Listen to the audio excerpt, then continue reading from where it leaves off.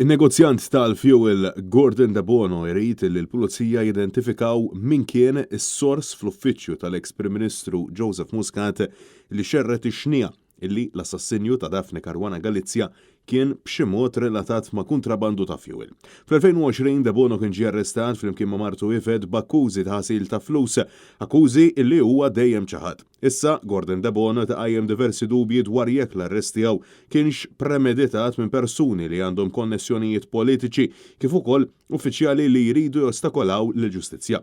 Fir-rapport tal-inkjesta pubblika dwar l-assassinju tal-ġurnalista Daphne Caruana Galizia kienet imsemmija xnija li ġiet iċċirkolata mill-uffiċċju tal-Prim Ministru biex xnija toħroġ mill-kurturi ta' Kastilja u saħansitra tiġi rrapportata mill-midja internazzjonali.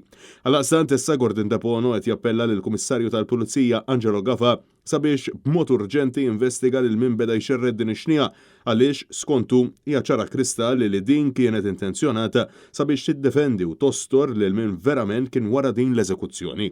Litra tispiċċa tgħid li l-ġustizzja mhux biss trid issir imma trid tidher illi issir u titlob ukoll il-Kummissarju tal-Pulizija sabiex jinvestiga l-kwistjoni b'urġenza u jieħu azzjoni kontra min kien involut minħabba motivi personali jew lilin minn dawk estranji bbażati fuq pretensjonijiet mingħajr ebda bażi fil-fatt.